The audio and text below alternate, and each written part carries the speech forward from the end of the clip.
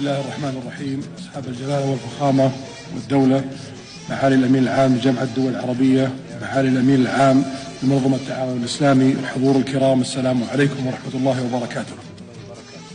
يطيب لنا نيابة عن سيدي خادم الحرمين الشريفين الملك سلمان بن عبد العزيز آل سعود حفظه الله أن نرحب بكم في بلدكم الثاني المملكة العربية السعودية. تنعقد هذه القمة امتدادا للقمة المشتركة السابقة في ظل استمرار العداءات الإسرائيلية الآثمة على الشعب الفلسطيني الشقيق واتساع نطاق تلك العداءات على الجمهورية اللبنانية الشقيقة. تجدد المملكة إدانتها ورفضها القاطع للإبادة الجماعية التي ترتكبها إسرائيل بحق الشعب الفلسطيني الشقيق، وراح ضحاياها أكثر من 150,000 من الشهداء والمصابين والمفقودين، معظمهم من النساء والأطفال. ونؤكد أن استمرار إسرائيل في جرائمها بحق الأبرياء والإمعان في انتهاك قدسية المسجد الأقصى المبارك والانتقاص من الدور المحوري للسلطة الوطنية الفلسطينية على كل الأراضي الفلسطينية من شأنها تقويض جهود الهادفة لحصول الشعب الفلسطيني على حقوقه المشروعة وإحلال السلام في المنطقة.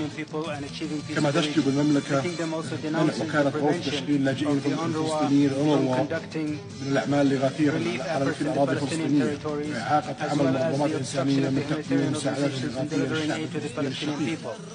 نعرب عن إدانتنا العمليات العسكرية الإسرائيلية تستهدف الأراضي اللبنانية، ونرفض تهديد أمن لبنان والاستقرار وانتهاك سلامة الفلسطينيين وتهجير مواطنيه. تؤكد المملكة وقوفها إلى جانب الأشقاء الفلسطينيين في لبنان لتجاوز التبعات الإنسانية الكارثية للعدوان الإسرائيلي المتواصل، وندعو المجتمع الدولي للنهوض بمسؤولياته للأمن والسلم الدوليين بالوقف الفوري للعدوان الإسرائيلية على الأشقاء الفلسطينيين في لبنان، والزام إسرائيل باحترام سيادة الجمهورية الإسلامية الإيرانية الشقيقة وعدم الاعتداء على أراضيها.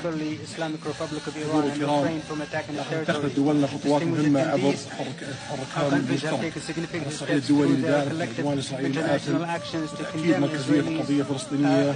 نجحنا في حث مزيد من الدول المحبة للسلام والاعتراف بدولة فلسطين. حشدنا الاجتماع الدولي لدعم حقوق الشعب الفلسطيني الذي عبر عن قرارات الجمعية العامة للأمم المتحدة باعتبار فلسطين مؤهلة القضية الكاملة للأمم المتحدة، والمطالبة بإنهاء الاحتلال الإسرائيلي غير المشروع على الأراضي الفلسطينية. كما أطلقنا التحالف الدولي لتنفيذ حل الدولتين بالشراكة مع الاتحاد الأوروبي ومملكة النرويج الذي استضافت المملكة مؤخرا اجتماعها الأول.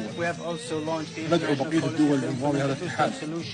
ومن هذا المنطلق نؤكد أهمية مواصلة جهود مشتركة لإقامة دولة فلسطينية على حدود 67 وعاصمتها القدس الشرقية. كما نؤكد ضرورة المحافظة على سيادة الدولة اللبنانية على كامل أراضيها ونطلع على أنفسنا هذه القمة في تحقيق ما نصبو إليه جميعا. والسلام عليكم ورحمة الله وبركاته.